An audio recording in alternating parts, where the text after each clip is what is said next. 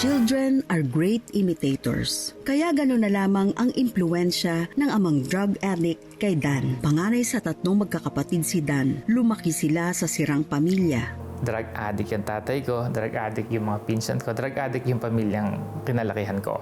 Then, nung 12 years old ako, doon ako nag-start. Nagtuloy-tuloy siya hanggang sa lumakas ng lumakas. Tapos, naging halo-halo na yung drugs na tinitira ko.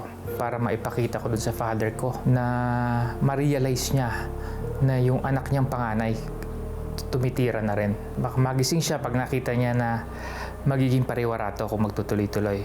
Pero hindi nangyari. Labis na naapektuhan ang pag-aaral ni Dan dahil sa pagkalulong ng ama sa droga. Tuluyan siyang tumigil sa pag-aaral nang mabuntis ang kasintahan. Dahil dito, pinanindigan ni Dan ang naging bunga ng kanilang pagsasama ng pakasalan ang nobya. Subalit naging matabang naman ang pakikitungo ng parents-in-law sa kanya. Kaya ayaw sa akin nung in-laws ko, mga biyenan ko, kasi alam nila sa amin lugar na drug addict nga ako. Nung kinasal kami, pinutuloy yung sustento niya, buntis siya, kailangan kong magtrabaho din. Nagtinda ako ng french fries, squid balls, tsaka fish ball. Weekends, may time na bibiyahe naman ako ng jeep. Nagbago ang tingin ng mga biyenan ni Dan dahil sa ipinamalas na kasipagan. Para lalong umunlad ang kanilang kabuhayan, binigyan si Dan ng puhunan ng kanyang biyenan upang makapagsimula ng negosyo. Gusto kong itaguyod yung pamilya ko, na-inspire ako eh. So, natigilan ko yung drugs. Nakita ng biyenan ko yun.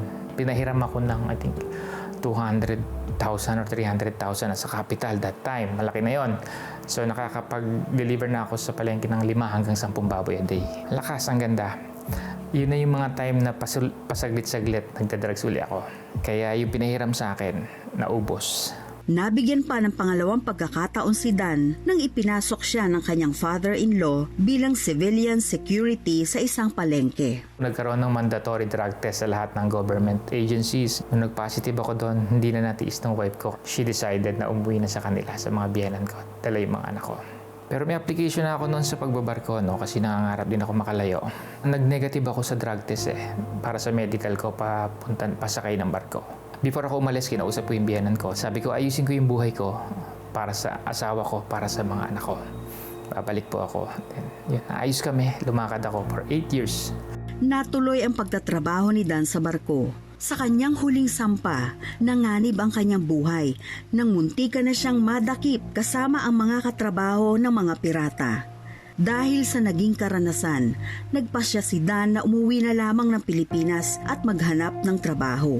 Ipinasok siya ng kanyang bayaw na may katungkulan sa gobyerno bilang real estate agent. Yung kinikita ko sa barko, kaya kong kitain ng isang transaction, more than that. So naging maganda yung buhay, dumami yung kakilala ko, yung connections. By the time na 2012, ang lakas ko na uminom, nagkaroon ako ng jet ski accident. Dahil lasing nga din ako. Hindi ko napansin, malaki na pala yung alon. Nag-backflip yung jet ski. Tumama yung manibela niya sa ribs ko. I have 3 fractured ribs that time. Ganun pa man, lalong lumakas ang kita ni Dan sa real estate. Iba't ibang babae ang naging gantimpala ni Dan sa sarili. Naging womanizer ako. Accidentally nakabuntis ako noong 2018. Nalaman ng wife ko. Pero kaya niya nalaman dahil problemado ako, lasing ako. I called the girl kasi nga namatay yung bata. Namatay sa tiyan. So, inom ako ng inom. Lagi akong lasing. Meron akong inatenan na birthday sa may bukid. So, lasing na lasing ako. Tapos maguling isip ko, stress. Bigla na lang ako nag-collapse, no? I was trying to pee. Then una yung mukha ko, which is yun yung pumalong una. May mga batong nakatusok na malaki. Kung saan mata ko pwedeng tamaan. Sa patuloy na pananalangin ng kanyang asawa at mga anak na nooy mga Kristiyano na, ay bumuti ang kalagayan ni Dan. Sa tulong ng payo ng mga pastor, muling nagkabalikan ng mag-asawa at nag-renew ng kanilang sumpaan. Ngunit nanatiling hirap si Dan na tuluyang talikuran ang pambababae. But after a few months, ito na naman ako, natukso na naman ako with a younger girl. Nagkaroon ako ng girlfriend na bata. So magulo yung buhay, lagi kaming away, bate.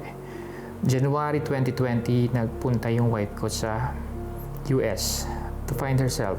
I was drunk. Tumawag ako doon sa girl. Nakikipaglandian ako siguro sa phone, narinig ng mga anak ko. Then yung mga anak ko naman, tinawag sa mom nila. Then their mom, bumalik agad dito sa Pilipinas para kumprontahin ako. Yan, gumulo na naman. Nung nag-lockdown na yon, may liquor ban, so hindi na ako nainom. Nag-start na kami ng devotion, nagpe-pray kami as a family. Parang naramdaman ko na na nagwo-work sa akin ng Holy Spirit. Nagigising na ako that time.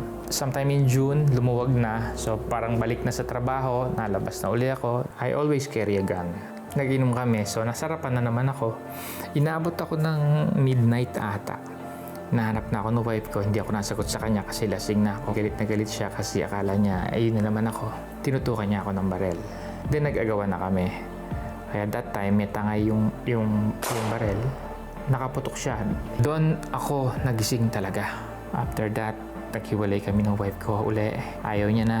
So ako hindi ko alam kung saan ako pupunta. Inom dito, inom uli doon. Gulong-gulo at hindi malaman ang gagawin. Natagpuan ni Dan ang sarili nang siya'y mag-volunteer sa isang rehabilitation center kung saan siya ay kinatagpo ng Panginoon. Nung nandun ako, ang nasa isip ko lang is ayusin yung sarili ko. Kasi alam ko, ayaw na talaga ng wife ko Kaya nandun ako, ang hirap. Hindi madali ang buhay sa facility. So tiniis ko yon. Pero hinihintay ko yung 2 months na. After 2 months, ilalabas ako ng wife ko. Kaya lang, hindi nangyari.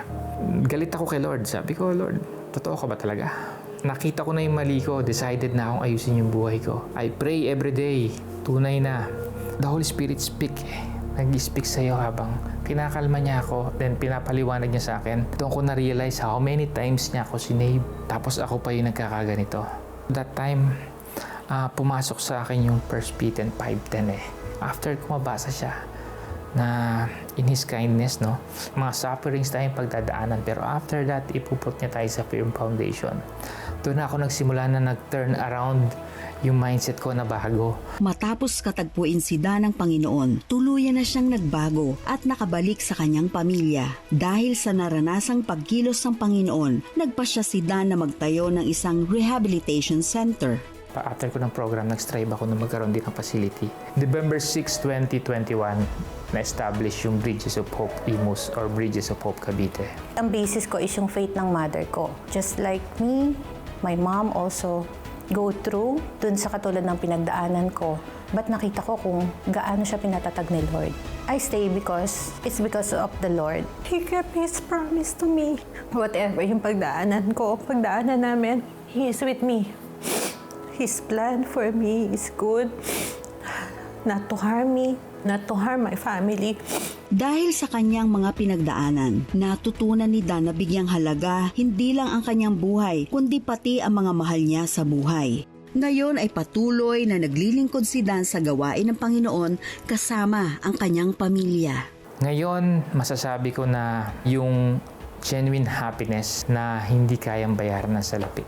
Ang sarap ng buhay, hindi ko ipagpapalit yung buhay ko ngayon sa mga naging buhay namin dati.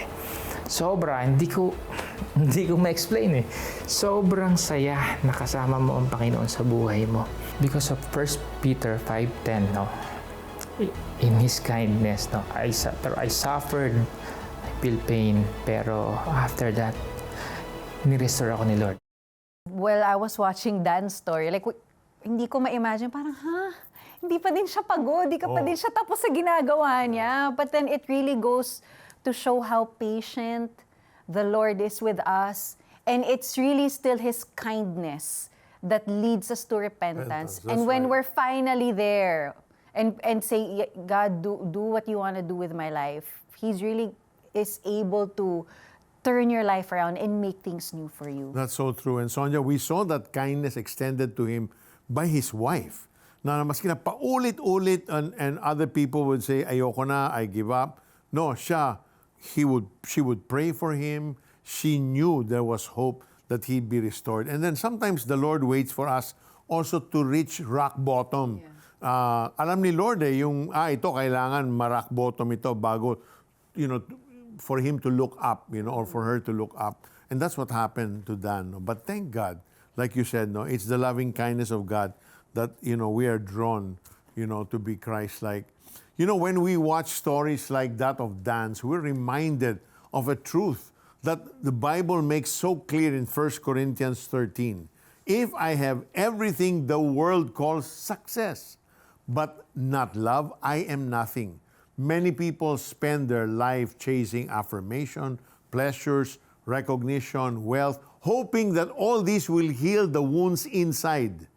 But without love, the kind that comes from God, those pursuits only deepen the emptiness inside of us. Kapag lumaki ang isang tao na kulang sa ganitong klaseng pag-ibig, madalas ang resulta ay galit, sakit at paulit-ulit na pagkakamali.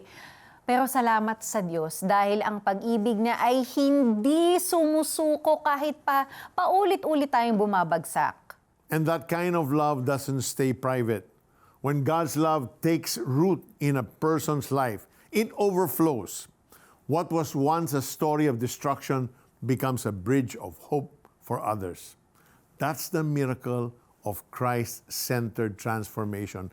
God redeems the pain and uses it to bring healing to others. Kung ikaw ay nanonood ngayon at pakiramdam mo, ikaw ay sugatan o naliligaw, nais naming malaman mo na mahal na mahal na mahal ka ng Panginoon at hindi niya hinihintay na ayusin mo muna ang buhay mo bago kanya tanggapin. Ang pag-ibig niya ay handang magpatawad at magbigay ng bagong simula ngayon. If you want to experience that love, the kind that forgives and gives you a new beginning, you can receive it today. Jesus died on the cross for your sins and our sins. And then He rose again so you could have a new life. All it takes is a prayer. Pray with us and surrender your life to Jesus. Just say, "My Heavenly Father, I come to you right now, and my heart is so hungry to receive your love. The kind of love that always gives, the kind of love that never fails, the kind of love that doesn't judge. That kind of love, the kind of love that is constant. So Lord, I surrender my life to you. I ask for your forgiveness. Forgive me for my rebellious ways. And thank you that because of your love, you willingly gave up your life, shed your blood, so that I can have a new life today. So Lord, this very moment, I invite you, Jesus, to come into my life, to be my Savior and my Lord. Thank you that you willingly gave your love towards me, that now I treasure this love. I will journey with you, and I offer my entire life to you. Lead me, Lord. Thank you for loving me. This is my prayer in Jesus' name. Amen and amen.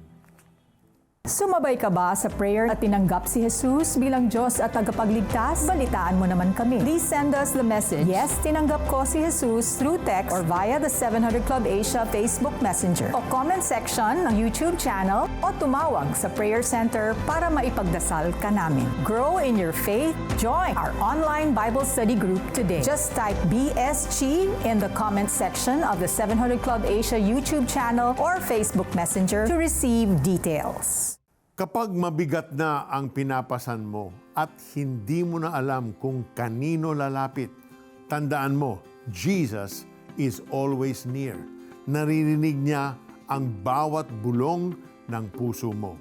Kung kailangan mo ng makakasama sa panalangin at magbibigay sa iyo ng encouragement from God's Word, our Prayer Center representatives are ready to pray with you anytime, day or night. You can call the CBN Asia Prayer Center. Nasa screen ang numero. Tulad ng karanasan ni Dan Milson, may bagong simula kapag hinayaan nating kumilos ang Diyos sa ating buhay. Kung nais mo pang makapanood ng mga kwento na tunay na pagbabago at pag-asa, bisitahin ng The 700 Club Asia YouTube channel. Dito mo makikita na walang pagsubok ang mas malakas kaysa sa pag-ibig ng Panginoon. Be part of our online family. Follow the 700 Club Asia on Facebook, Instagram, TikTok, X, and Spotify. I-share mo ang mga kwentong nagbibigay inspirasyon para mas marami pang makakilala kay Jesus. at ma-experience ang kanyang pag-ibig. At kung nais mong palalimin ang iyong pananampalataya araw-araw, bisitahin ang cbnasia.org devotionals o i-download ang Tanglaw app. Isa itong makabuluhang gabay na dulot ay kaliwanagan, lakas at kapayapaan. Available ito sa Google Play Store, iOS, Spotify at Apple Podcast. Ito ay madaling gamitin at libre para sa lahat. We'll be right back after this break.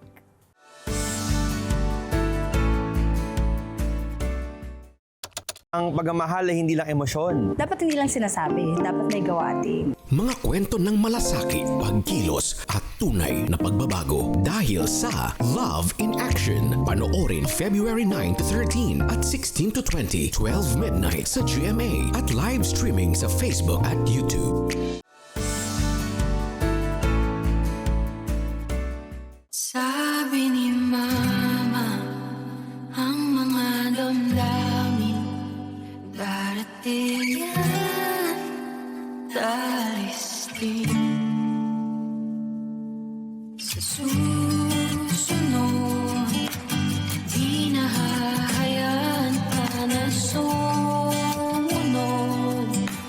Kabiglang damdamin na hindi rin pala magtatagal. Bakit nga ba kay bilis sumugal? Eto na nga, kaya ako may patisyo.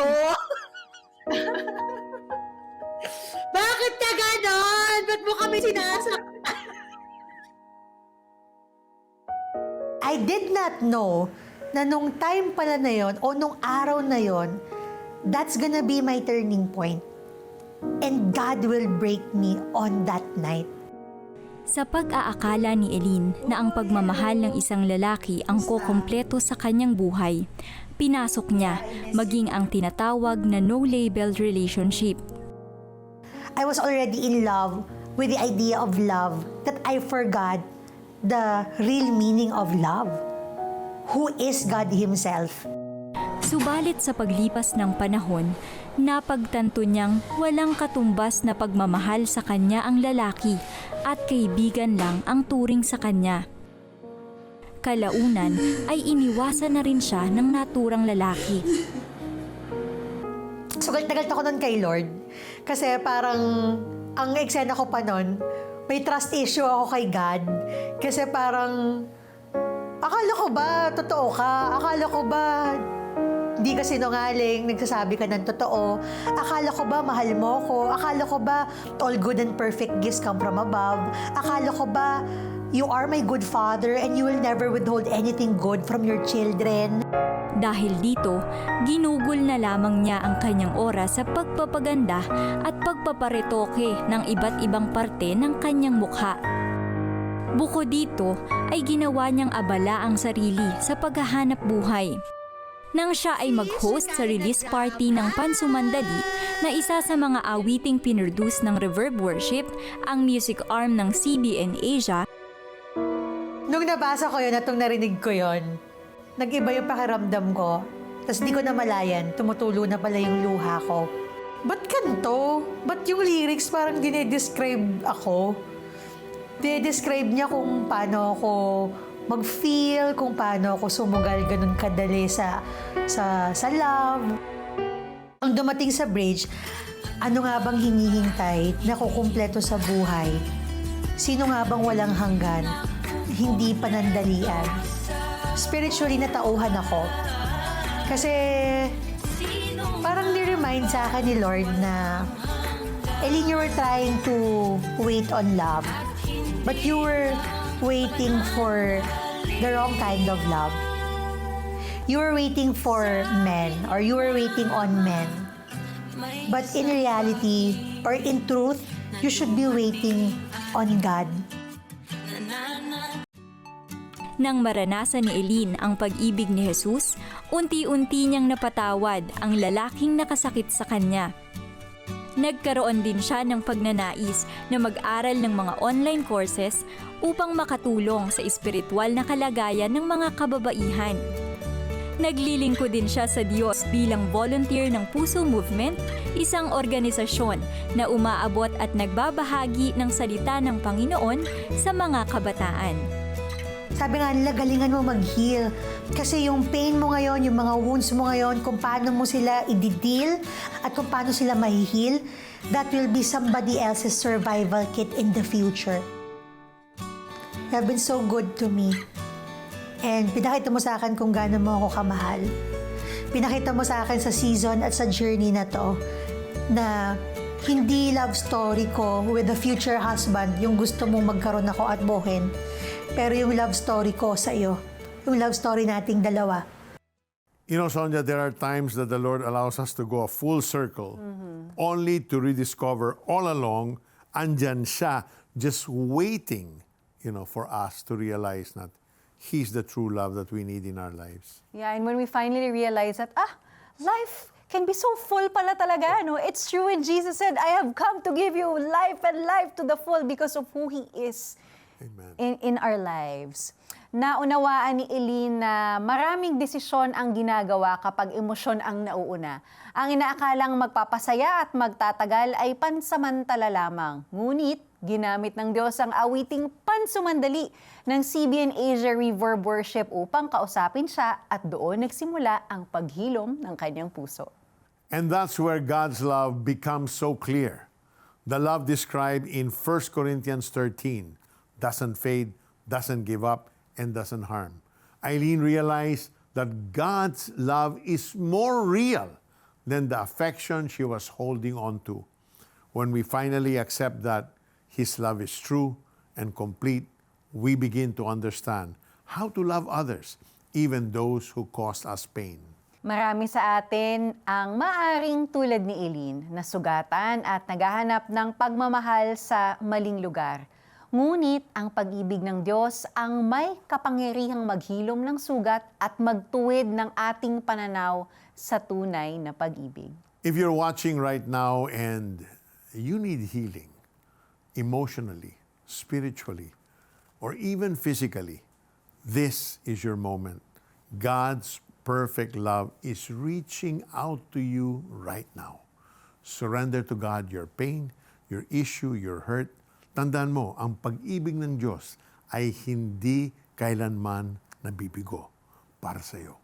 Pray with us this prayer. Our Father, we come to you and in faith believing that when we cry out to you in prayer, you hear us. And because you hear us, Lord, we know we will receive what we ask of you. And so, Lord, there are those watching right now that are in physical pain. They are dealing or battling a sickness that is afflicting their bodies. There are those, Lord God, that are emotionally crushed. There are those whose hearts are broken in so many pieces they don't even know how to begin again. Lord, you see them all and you love every single one of them and you have a good plan for each and every one of their lives. As they surrender their pain, their issues, their hurts to you, knowing that you alone have the answer, we declare the power of your name unto them and say, in the name of Jesus, be healed and be made whole. In the name of Jesus, we speak to that hurt and say, the Lord is giving you the strength to forgive. And as you forgive, healing is now flooding your heart. And to that one who is so crushed, emotions, whose heart is so broken, God Himself will mend your broken heart. Give it to Him, and He will take care of putting every piece in its place because He has a plan and purpose for your life. Receive the good news of the Lord. He is for you, not against you. And your future is bright because He loves you unconditionally. In the name of Jesus. Amen. Amen.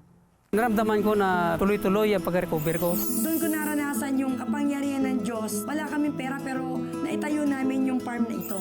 Nag-restore sa akin, finances, trabaho, lahat po yan galing sa Panginoon.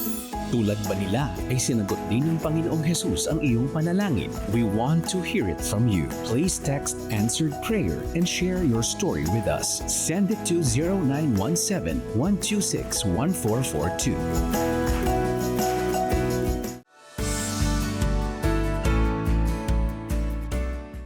Blessing more people through CBN Asia is fast and easy using your GCash app. Just tap the QR button to scan CBN Asia's GCash QR code. Enter the amount you want to give. Tap Next, then Pay. Send a screenshot of your receipt to CBN Asia via Facebook Messenger or email partnership@cbnasia.org so we can acknowledge your donation. To make future donations faster, save CBN Asia as a favorite biller in your GCash app. Tap the bills icon, choose Add Biller, select CBN Asia, and enter your details. Then tap Save. Be God's hand of blessing. Give today.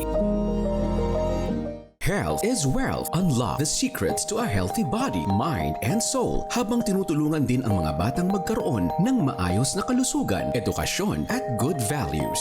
Sa iyong donasyon na 500 pesos o higit pa sa CBN Asia, makakatanggap ka ng exclusive streaming access sa Ageless Living, Secrets to Longevity video series at bonus na digital booklet upang matulungan ka sa iyong wellness journey this year. Your monthly giving brings true wealth for you and the next generation we're helping together. Become a CBN Asia partner today.